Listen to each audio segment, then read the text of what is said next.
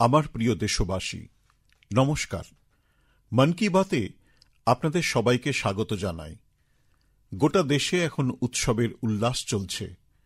আমরা সবাই কিছুদিন আগে দীপাবলি উদযাপন করেছি, আর এখন ছট পূজায় ব্যস্ত রয়েছেন বড় সংখ্যক মানুষজন। বাড়িতে বাড়িতে ঠেকুয়া বানানো চলছে, নানা জায়গায় সেজে উঠছে ঘাট, বাজারে দারুণ জাঁকজমক, সর্বত্র শ্রদ্ধা, আত্মীয়তা আর পরম্পরার মিলন দেখা যাচ্ছে। ছটের ব্রত পালন করা মহিলারা যে সমর্পণ আর নিষ্ঠার সঙ্গে এই পর্বের জন্য প্রস্তুতি নেন, তা নিঃসন্দেহে অত্যন্ত প্রেরণাদায়ক। বন্ধুরা, ছটের মহাপর্ব সংস্কৃতি, প্রকৃতি আর সমাজের মধ্যে গভীর ঐক্যের প্রতিচ্ছবি। ছটের ঘাটে সমাজের সব শ্রেণী একসঙ্গে উপস্থিত হন। এই দৃশ্য ভারতের সামাজিক ঐক্যের সবথেকে সুন্দর উদাহরণ। আপনি দেশ বা দুনিয়ার যে কোনো প্রান্তে থাকুন, সুযোগ পেলে ছট উৎসবে অবশ্যই অংশ নিন। এক অসামান্য অভিজ্ঞতার স্বাদ নিন নিজে। ছটি মাইয়াকে প্রণাম জানাই আমি। সব দেশবাসী, বিশেষ করে বিহার, ঝাড়খণ্ড আর পূর্বাঞ্চলের মানুষদের ছট মহাপর্বের শুভকামনা জানাই। বন্ধুরা, উৎসবের এই উপলক্ষে আমি আপনাদের সবার নামে একটি চিঠি লিখে নিজের মনের ভাবনাকে ভাগ করে নিয়েছিলাম। আমি চিঠিতে দেশের সেই সব সাফল্যের কথা বলেছি, যার ফলে এবারের উৎসবের জাঁকজমক আগের থেকে বেশি হয়েছে। আমার চিঠির জবাবে দেশের অনেক নাগরিক তাঁদের বার্তা পাঠিয়েছেন আমাকে। সত্যি, অপারেশন সিন্দুর প্রত্যেক ভারতীয়কে গর্বে পূর্ণ করেছে। এবার ওইসব এলাকাতেও আনন্দের দ্বীপ জ্বালানো হয়েছে, যেসব জায়গাকে একসময় মাওবাদী আতঙ্কের বিভীষিকা ঢেকে রাখত। মানুষজন সেই মাওবাদী আতঙ্ককে শেকড় থেকে উপড়ে ফেলতে চায়, যা তাদের সন্তানদের ভবিষ্যৎকে সংকটময় করে তুলেছিল। জিএসটি বাচত উৎসব নিয়েও মানুষের মধ্যে প্রচুর উৎসাহ রয়েছে। এবার উৎসবের মধ্যে আরও এক আনন্দের বিষয় পরিলক্ষিত হয়েছে। বাজারে স্বদেশী জিনিসপত্রের কেনাকাটা খুব ভালোভাবে বেড়েছে। মানুষজন আমাকে যেসব বার্তা পাঠিয়েছেন, তাতে তাঁরা বলেছেন যে এবারে তাঁরা কোন কোন স্বদেশী জিনিসপত্র কিনেছেন। বন্ধুরা, আমি আমার চিঠিতে খাওয়ার তেল 10% কম ব্যবহার করার অনুরোধ জানিয়েছিলাম। এই ব্যাপারেও সবাই খুব সদর্থক মনোভাব দেখিয়েছেন। বন্ধুরা, স্বচ্ছতা এবং স্বচ্ছতা বজায় রাখার প্রয়াস, এই ব্যাপারেও অনেক বার্তা পেয়েছি আমি আপনাদের সঙ্গে দেশের আলাদা আলাদা শহরের এমন ঘটনা ভাগ করে নিতে চাই, যেগুলো অত্যন্ত প্রেরণাদায়ক। ছত্তিশগড়ের অম্বিকাপুরে শহরের প্লাস্টিক আবর্জনা পরিষ্কার করার জন্য এক অভূতপূর্ব উদ্যোগ নেওয়া হয়েছে। অম্বিকাপুরে গার্বেজ ক্যাফে চালানো হচ্ছে। এটা এমন একটা ক্যাফে যেখানে প্লাস্টিক আবর্জনা নিয়ে গেলে ভরপেট খাবার খাওয়ানো হয়। যদি কোনো ব্যক্তি 1 কিলোগ্রাম প্লাস্টিক নিয়ে যান, তবে তাকে দুপুরবেলার বা রাতের খাবার দেওয়া হয়, আর যদি কেউ 0.5 কিলোগ্রাম প্লাস্টিক নিয়ে যান, তবে জলখাবার পান তিনি। এই ক্যাফে চালায় অম্বিকাপুর মিউনিসিপ্যাল কর্পোরেশন। বন্ধুরা, বেঙ্গালুরুতে ঠিক এরকমই দারুণ কাজ করেছেন ইঞ্জিনিয়ার কপিল শর্মা। বলা হয় বেঙ্গালুরু হ্রদের শহর, আর কপিলজি এখানকার এই হ্রদগুলির পুনরুজ্জীবনের লক্ষ্যে কাজ শুরু করেছেন। কপিলজি ও তার সঙ্গী সাথীরা বেঙ্গালুরু এবং তার আশেপাশের এলাকায় 40টি জলকূপ এবং 6টি জলাশয়ে পুনরায় প্রাণ সঞ্চার করেছেন। সবচেয়ে গুরুত্বপূর্ণ বিষয় হল, তিনি তার এই লক্ষ্যে কর্পোরেট এবং স্থানীয় মানুষজনকেও সামিল করে নিয়েছেন। তাঁর সংস্থা বৃক্ষরোপণ কর্মসূচির সঙ্গেও যুক্ত। বন্ধুরা, অম্বিকাপুর এবং বেঙ্গালুরুর এই প্রেরণামূলক দৃষ্টান্ত আমাদের দেখিয়ে দেয় যে প্রতিজ্ঞা দৃঢ় হলে পরিবর্তন আসতে বাধ্য। বন্ধুরা, পরিবর্তন আনার এই প্রচেষ্টার আরও একটা উদাহরণ আমি আপনাদের সঙ্গে ভাগ করে নেব। আপনারা সকলেই জানেন যে পাহাড় এবং সমতল অঞ্চলে যে বনভূমি থাকে, সেই বনভূমি মাটিকে ধরে রাখে। সমুদ্র উপকূলে ঠিক একই রকম গুরুত্বপূর্ণ ভূমিকা নেয় ম্যানগ্রোভ। ম্যানগ্রোভ সাগরের নোনা জল এবং কাদা ভূমিতে জন্মায় এবং এটা সামুদ্রিক বাস্তুতন্ত্রের একটা গুরুত্বপূর্ণ অংশ। সুনামি বা সাইক্লোনের মতো দুর্যোগ মোকাবিলায় ম্যানগ্রোভ অত্যন্ত প্রয়োজনীয় তা প্রমাণিত। বন্ধুরা, গুজরাতের বন বিভাগ ম্যানগ্রোভের এই গুরুত্বের কথা খেয়াল রেখে একটি বিশেষ উদ্যোগ নিয়েছেন। 5 বছর আগে বন বিভাগের টিম আমেদাবাদের কাছাকাছি ধোলেরায় ম্যানগ্রোভ লাগানোর কাজ শুরু করেছিল, আর এখন ধোলেরার তীরে 3,500 হেক্টর অঞ্চল জুড়ে ম্যানগ্রোভ বিস্তার লাভ করেছে। এই ম্যানগ্রোভের প্রভাব এখন সমগ্র অঞ্চলে দেখা যাচ্ছে। সেখানকার ইকোসিস্টেমে ডলফিনের সংখ্যা বেড়ে গেছে, কাঁকড়া এবং অন্যান্য জলচর প্রাণীর সংখ্যাও আগের তুলনায় বেড়েছে। শুধু তাই নয়, এখন এখানে পরিযায়ী পাখিরাও প্রচুর সংখ্যায় আসছে। এর ফলে সেখানকার পরিবেশের উপর একটা ভালো প্রভাব তো পড়েছেই, একই সঙ্গে ধোলেরার মৎস্যজীবীরাও লাভবান হচ্ছেন। বন্ধুরা, ধোলেরা ছাড়া গুজরাতের কচ্ছেও ম্যানগ্রোভ লাগানোর কাজ খুব দ্রুততার সঙ্গে চলছে। সেখানকার কোরি ক্রিকে ম্যানগ্রোভ লার্নিং সেন্টার তৈরি করা হয়েছে। বন্ধুরা, গাছপালা ও বৃক্ষর এটাই তো বিশেষত্ব, যে কোনো স্থানেই তা প্রত্যেক জীবের উপকারে আসে। এই জন্য আমাদের পুঁথিপত্রে বলা হয়েছে, ধন্য মহিরুহ ইয়ভ্য নিরাসাং ইয়ান্তি নার্থিনা, অর্থাৎ ধন্য সেই বৃক্ষ ও বনস্পতি যারা কাউকেই নিরাশ করে না। আমাদেরও উচিত যে এলাকাতেই থাকি না কেন অবশ্যই বৃক্ষরোপণ করা। এক পেড় মা কে নাম, এই কর্মসূচিটিকে আমাদের আরও এগিয়ে নিয়ে যেতে হবে। আমার প্রিয় দেশবাসী, আপনারা কি জানেন যে মন কি বাত অনুষ্ঠানে আমরা যেসব বিষয় নিয়ে কথা বলি সেখানে আমার জন্য সবচেয়ে সুখকর কোনটা হয়? তাহলে আমি এই বিষয়ে এটাই বলতে পারি যে মন কি বাত অনুষ্ঠানে আমরা যেসব বিষয় নিয়ে আলোচনা করি সেখান থেকে মানুষ সমাজের জন্য কিছু ভালো, কিছু সৃজনশীল কাজের অনুপ্রেরণা পায়। এতে আমাদের সংস্কৃতি, আমাদের দেশের অনেক বিষয় উঠে আসে। বন্ধুরা, আপনাদের মধ্যে অনেকেরই হয়তো মনে আছে যে প্রায় 5 বছর আগে আমি এই অনুষ্ঠানে ভারতীয় প্রজাতির কুকুরদের নিয়ে কথা বলেছিলাম। আমি দেশবাসীর সঙ্গে সঙ্গে আমাদের নিরাপত্তা রক্ষায় নিযুক্ত সৈনিকদেরও অনুরোধ করেছিলাম যে তারা যেন ভারতের নিজস্ব প্রজাতির কুকুরদের কাজে লাগান, কারণ তারা আমাদের পরিবেশ এবং পরিস্থিতির সঙ্গে সহজেই মানিয়ে নিতে পারে। আমার এটা বলতে খুব আনন্দ হচ্ছে যে আমাদের নিরাপত্তা রক্ষায় নিযুক্ত সংস্থাগুলি এই লক্ষ্যে যথেষ্ট প্রশংসনীয় প্রচেষ্টা করেছে। বিএসএফ এবং সিআরপিএফ নিজেদের ব্যাটালিয়নে ভারতীয় প্রজাতির কুকুরের সংখ্যা বাড়িয়েছে। কুকুরদের প্রশিক্ষণ দেওয়ার জন্য বিএসএফের ন্যাশনাল ট্রেনিং সেন্টার গোয়ালিয়রের টেকানপুরে অবস্থিত। এখানে উত্তরপ্রদেশের রামপুর হাউন্ড, কর্ণাটক ও মহারাষ্ট্রের মুধোল হাউন্ডদের ওপর বিশেষ নজর দেওয়া হচ্ছে।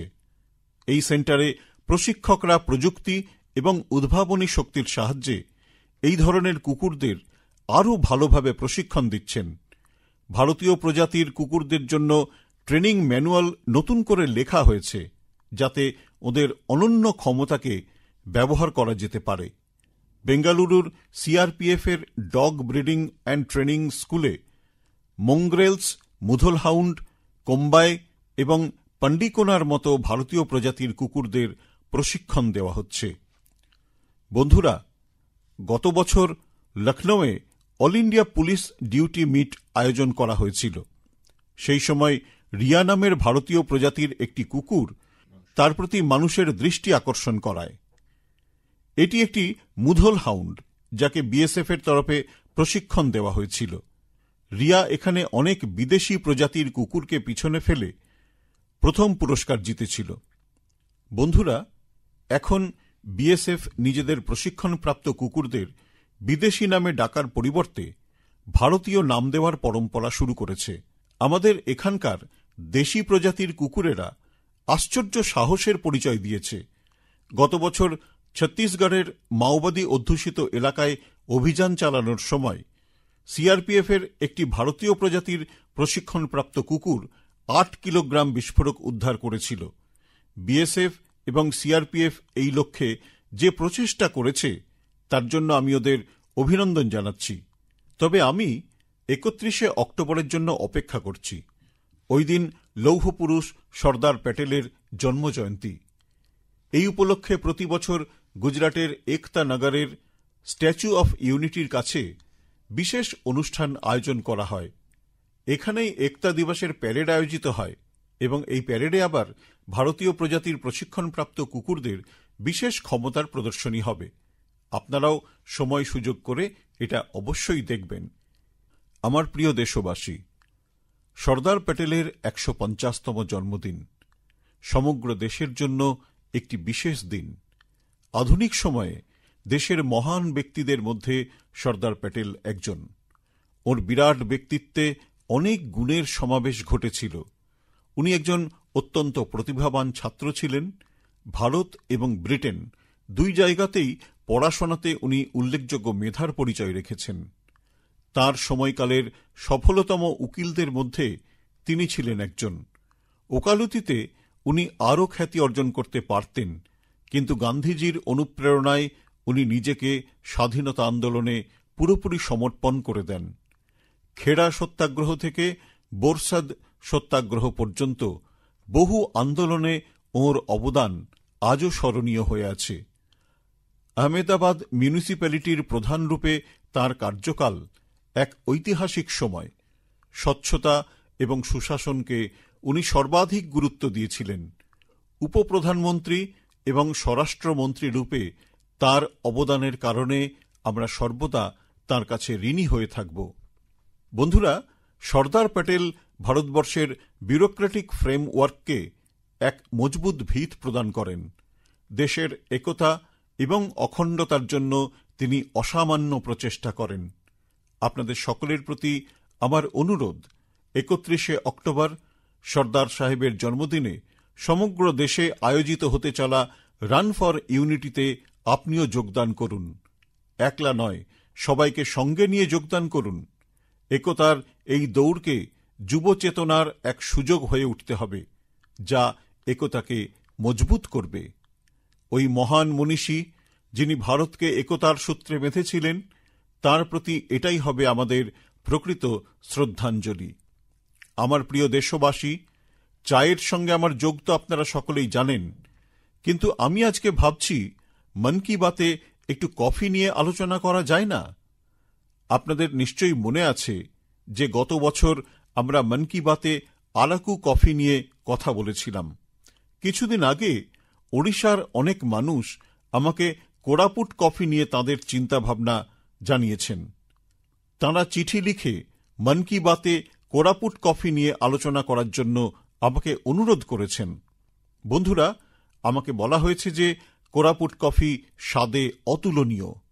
স্বাদ ছাড়াও এই কফির চাষ থেকে মানুষ অনেক লাভবান হচ্ছেন। কোরাপুটে এমন কিছু লোক আছেন যারা নিজেদের শখে কফি চাষ করছেন। কর্পোরেট ওয়ার্ল্ডে বেশ ভালো চাকরি করতেন, কিন্তু কফি তাঁদের এতটাই প্রিয় যে তাঁরা এই ফিল্ডে এসেছেন এবং সফলতার সঙ্গে এতে কাজ করছেন।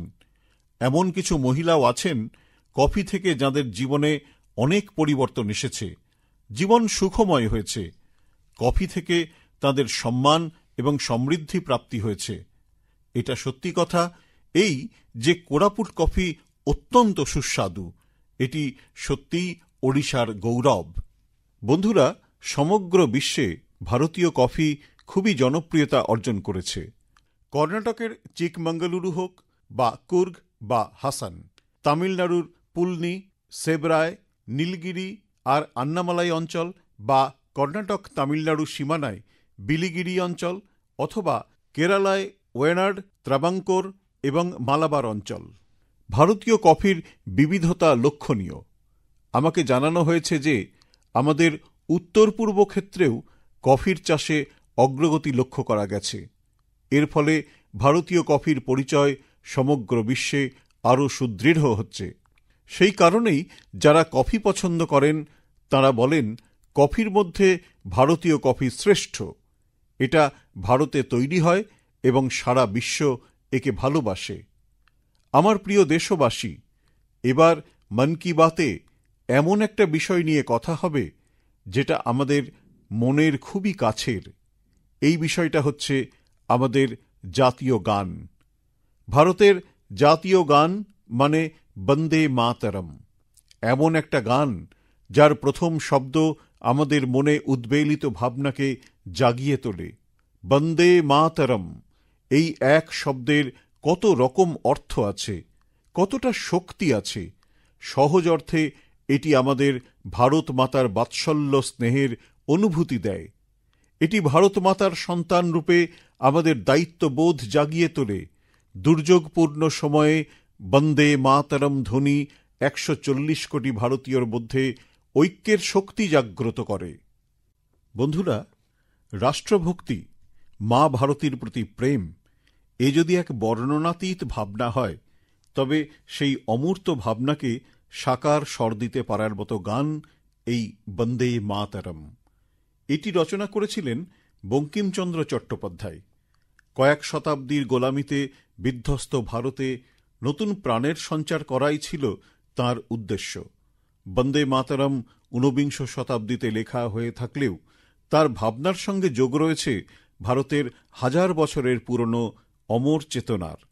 বেদ যে ভাবনাকে মাতা ভূমি পুত্র অহং পৃথিব্যা বলে ভারতীয় সভ্যতার ভিত গড়ে তুলেছিল, বঙ্কিমচন্দ্র বন্দে মাতরম লিখে মাতৃভূমি ও তার সন্তানদের মধ্যে এই সম্পর্ককে সারা বিশ্বে যেন এক মন্ত্রের মতো পরিব্যাপ্ত করে দিলেন। বন্ধুরা, আপনারা হয়তো ভাবছেন আমি হঠাৎ বন্দে মাতরম নিয়ে এত কথা কেন বলছি। আসলে কিছুদিনের মধ্যেই 7ই নভেম্বর আমরা বন্দে মাতরমের সার্ধশতবর্ষ উদযাপন করতে চলেছি। 150 বছর আগে বন্দে মাতরম রচনা করা হয়েছিল এবং 1896 সালে গুরুদেব রবীন্দ্রনাথ ঠাকুর প্রথম এই গানটি গেয়েছিলেন। বন্ধুরা, এই বন্দে মাতরম গানে আমাদের কোটি কোটি দেশবাসী অপার উদ্বেলিত রাষ্ট্রপ্রেম উপলব্ধি করেছেন। প্রতিটি প্রজন্ম বন্দে মাতরমের প্রতিটি শব্দে ভারতের এক জীবন্ত মনোরম স্বরূপের প্রকাশ দেখেছে। সুজলম সুফলম মলয়জ শীতলম শস্য শ্যামলম মাতরম বন্দে মাতরম। আমাদের এই রকম ভারতই গড়ে তুলতে হবে। বন্দে মাতরম আমাদের এই প্রয়াসে সততই প্রেরণা হয়ে উঠবে। এজন্যই বন্দে মাতরমের এই সার্ধশতবর্ষটিকেও স্মরণীয় করে রাখতে হবে। আগামী প্রজন্মের জন্য ঐতিহ্যের এই প্রবাহকে আমাদের এগিয়ে নিয়ে যেতে হবে। আগামী দিনগুলিতে বন্দে মাতরমকে কেন্দ্র করে বহু অনুষ্ঠান আয়োজিত হবে। আমি চাইব আমরা সকল দেশবাসী বন্দে মাতরমের গৌরব গাথাকে অক্ষুণ্ণ রাখার জন্য স্বতঃস্ফূর্তভাবে প্রয়াসী হই। আপনারা আমাকে এ ব্যাপারে আপনাদের পরামর্শ পাঠান বন্দে মাতরম 150 সঙ্গে, বন্দে মাতরম 150, বন্দে মাতরম 150।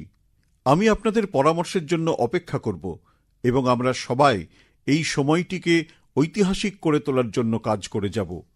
আমার প্রিয় দেশবাসীরা, সংস্কৃতির কথা শুনলেই আমাদের মন এবং মস্তিষ্কে যে ভাবনাগুলি এসে পড়ে তা হল আমাদের ধর্মগ্রন্থ, বেদ, উপনিষদ, পুরাণ, শাস্ত্র, প্রাচীন জ্ঞানবিজ্ঞান, অধ্যাত্ম এবং দর্শন। কিন্তু এক সময়ে এসবের সঙ্গে সঙ্গে সংস্কৃত ছিল কথোপকথনেরও ভাষা। সে যুগে অধ্যয়ন এবং গবেষণা সংস্কৃতেই করা হতো। সংস্কৃত ভাষাতেই নাটকের মঞ্চায়ন হতো। কিন্তু দুর্ভাগ্যবশত পরাধীনতার সময়কালে এবং স্বাধীনতার পরেও সংস্কৃত ভাষা দীর্ঘদিন ধরেই উপেক্ষার শিকার হয়ে এসেছে। এই কারণেই তরুণ প্রজন্মের কাছে সংস্কৃতের আকর্ষণও ক্রমশই কমে এসেছে। কিন্তু বন্ধুরা, এখন সময় বদলাচ্ছে, সেই সঙ্গে সংস্কৃতেরও সময় পরিবর্তন হচ্ছে। সংস্কৃতি এবং সামাজিক মাধ্যমের এই দুনিয়া সংস্কৃত ভাষাকেও নতুন প্রাণবায়ু জুগিয়ে চলেছে। ইদানিং সংস্কৃতকে নিয়ে তরুণদের মধ্যে অনেকেই খুব আকর্ষণীয় কাজকর্ম করছেন। আপনি সোশ্যাল মিডিয়ায় গেলে বেশ কিছু রিলস দেখতে পাবেন, যেখানে তরুণদের সংস্কৃত ভাষায় বা সংস্কৃতের সম্পর্কে কথাবার্তা বলতে দেখা যাবে। অনেকে তো নিজেদের সোশ্যাল মিডিয়া চ্যানেলে সংস্কৃত শেখাচ্ছেনও। এমনই একজন যুবক কন্টেন্ট ক্রিয়েটর হলেন ভাই জস সালুঙ্কে। জসের বৈশিষ্ট্য হল তিনি কন্টেন্ট ক্রিয়েটরও বটে, আবার সেই সঙ্গে ক্রিকেটারও। সংস্কৃতে কথা বলতে বলতে তার ক্রিকেট খেলার রিল দর্শকদের দারুণ পছন্দ হয়েছে। আপনারাও শুনুন। पश्यतु अहं कथं क्रीडामि। देवराज सेव्यमान पावनाङ्घ्रि पङ्कजम् ज्ञानयज्ञसूत्रमिन्दुशेखरं कृपाकरम्। प्रातः नूतनं कन्दुकं गृह्णातु। नारदादियोगिवृन्दवन्दितं दिगम्बरम्। इमं कन्दुकं सावधानेन पश्य च षटकाय ताडय। आशिकापुराधिनाद कालभैरवं भजे, कालभैरवं भजे। বন্ধুরা, কমলা ও জাহ্নবী এই দুই বোনের কাজও চমৎকার। এই দুই বোন অধ্যাত্মবাদ, দর্শন ও সঙ্গীত বিষয়ক কন্টেন্ট বানায়। ইনস্টাগ্রামে আরও এক যুবকের চ্যানেল আছে, সংস্কৃত ছাত্রহম। এই চ্যানেল যে যুববন্ধুরা চালান তারা সংস্কৃত সম্বন্ধীয় তথ্য তো দেনই, পাশাপাশি সংস্কৃতে হাস্যরসের ভিডিও বানান। সংস্কৃতে এই ধরনের ভিডিও তরুণ প্রজন্ম খুব পছন্দ করে। আপনাদের মধ্যে অনেক বন্ধুই সমষ্টির ভিডিও নিশ্চয়ই দেখেছেন। সমষ্টি সংস্কৃতে নিজের গানগুলি ভিন্ন ভিন্নভাবে প্রস্তুত করে। আরেক যুবক আছেন ভবেশ ভীমনাথনি। ভবেশ সংস্কৃত শ্লোক, আধ্যাত্মিক দর্শন ও সিদ্ধান্ত নিয়ে কথা বলেন। বন্ধুরা, ভাষা যে কোনো সভ্যতার মূল্য ও পরম্পরার বাহক। সংস্কৃত এই কর্তব্য হাজার হাজার বছর ধরে পালন করে এসেছে। এটা খুবই আনন্দের যে এখন সংস্কৃতের জন্যও কিছু যুবা নিজ কর্তব্য পালন করছেন। আমার প্রিয় দেশবাসী, এবার আমি আপনাদের একটু ফ্ল্যাশব্যাকে নিয়ে যাব। আপনারা কল্পনা করুন, বিংশ শতকের সেই সূচনাকাল। তখন বহু দূর পর্যন্ত স্বাধীনতার কোনো আশা নজরে আসছিল না। সমগ্র ভারতে ইংরেজরা শোষণের সব সীমা পার করেছিল।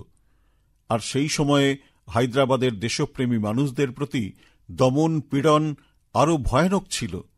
তারা ক্রূর ও নির্দয়ী নিজামের অত্যাচার সহ্য করতে বাধ্য হচ্ছিলেন। দরিদ্র, বঞ্চিত ও জনজাতি সম্প্রদায়ের উপর তো অত্যাচারের কোনো সীমাই ছিল না। তাদের জমি ছিনিয়ে নেওয়া হতো, একই সঙ্গে বড় অঙ্কের করও ধার্য করা হতো। এমনকি যদি সেই অন্যায়ের কেউ প্রতিবাদ করত তাহলে তার হাতও কেটে নেওয়া হতো।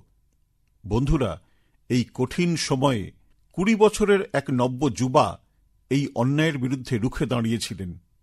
আজ এক বিশেষ কারণে আমি সেই যুবকের বিষয়ে আলোচনা করছি। তার নাম বলার আগে আমি তার বীরত্বের কথা আপনাদের বলবো। বন্ধুরা, সেই সময় যখন নিজামের বিরুদ্ধে একটা শব্দ বলাও অপরাধ ছিল, তখন সেই যুবক নিজামের এক পদস্থ কর্মচারী সিদ্দিকীকে প্রকাশ্যে চ্যালেঞ্জ করেছিলেন। নিজাম সিদ্দিকীকে কৃষকদের ফসল বাজেয়াপ্ত করার জন্য পাঠিয়েছিল, কিন্তু অত্যাচার বিরোধী সেই সংঘর্ষে ওই যুবক সিদ্দিকীকে মৃত্যুর ঠিকানায় পৌঁছে দেন এবং তিনি গ্রেপ্তারি এড়াতেও সফল হন। নিজামের অত্যাচারী পুলিশের থেকে বেঁচে সেই যুবক সেখান থেকে কয়েক হাজার কিলোমিটার দূরে অসমে পৌঁছান। বন্ধুরা, আমি যে মহান মনীষীর কথা বলছি তার নাম কোমরাম ভীম। এই 22 অক্টোবর তাঁর জন্মজয়ন্তী উদযাপিত হয়েছে। কোমরাম ভীমের আয়ু খুব দীর্ঘ ছিল না। তিনি মাত্র 40 বছর জীবিত ছিলেন, কিন্তু নিজের জীবদ্দশায় তিনি অগণিত মানুষের, বিশেষ করে আদিবাসী সমাজের হৃদয়ে অনপনীয় ছাপ রেখে গিয়েছেন। নিজামের বিরুদ্ধে যারা লড়াই করেছিলেন সেই সব মানুষদের মধ্যে তিনি নতুন শক্তির সঞ্চার করেন। তার রণনৈতিক কৌশলের জন্যও তিনি প্রসিদ্ধ ছিলেন। নিজামের অস্তিত্বের ক্ষেত্রে তিনি খুব বড় বিপদ হয়ে উঠেছিলেন। 1940-এ নিজামের লোকজন তাকে হত্যা করে। তরুণ প্রজন্মের কাছে আমার অনুরোধ, তারা যেন ওর সম্বন্ধে যত বেশি সম্ভব জানার চেষ্টা করেন। কোমরাম ভীমজিকে আমার বিনম্র শ্রদ্ধা জানাই। উনি চিরকাল মানুষের হৃদয়ে বেঁচে থাকবেন। বন্ধুরা, আগামী মাসের 15 তারিখ আমরা জনজাতীয় গৌরব দিবস উদযাপন করব। এই দিনটি ভগবান বিরসা মুন্ডার জন্মতিথির শুভক্ষণ। আমি ভগবান বিরসা মুন্ডার প্রতি সশ্রদ্ধ প্রণাম জানাই। দেশের স্বাধীনতার জন্য, জনজাতি সম্প্রদায়ের অধিকারের জন্য উনি যে কাজ করেছেন তা অতুলনীয়। এটা আমার জন্য সৌভাগ্যের বিষয় যে আমি ঝাড়খণ্ডের ভগবান বিরসা মুন্ডার গ্রাম উলিহাতু পরিদর্শন করার সুযোগ পেয়েছিলাম। আমি ওই স্থানের মাটি আমার কপালে লাগিয়ে প্রণাম জানিয়েছিলাম। ভগবান বিরসা মুন্ডাজি এবং কোমরাম ভীমের মতো আমাদের জনজাতি সম্প্রদায়ের মধ্যে আরও অনেক মহান ব্যক্তিত্ব ছিলেন। আমার অনুরোধ যে আপনারা ওনাদের সম্পর্কে অবশ্যই পড়ুন। আমার প্রিয় দেশবাসী, মন কি বাতের জন্য আমি আপনাদের কাছ থেকে অসংখ্য বার্তা পাই। এই বার্তাগুলির মধ্যে অনেকেই তাদের চারপাশে প্রতিভাশালী ব্যক্তিদের সম্পর্কে আলোচনা করে থাকেন। আমি বার্তাগুলি পড়ে খুব আনন্দিত হই যে আমাদের ছোট শহর, শহরতলি এবং গ্রামেও উদ্ভাবনী ধারণার উপর কাজ হচ্ছে। যদি আপনার জানা এমন ব্যক্তি বা সংগঠন থাকে যারা সেবার মনোভাব নিয়ে সমাজকে পরিবর্তনের কাজে নিয়োজিত, তাহলে অবশ্যই আমাকে জানান। আমি আপনাদের বার্তার জন্য সর্বদা অপেক্ষা করে থাকব। আগামী মাসে আমি মন কি বাতের আরও একটি পর্বে কিছু নতুন বিষয় নিয়ে মিলিত হব। ততক্ষণ পর্যন্ত আমি বিদায় নিচ্ছি। আপনাদের সকলকে অনেক অনেক ধন্যবাদ। নমস্কার।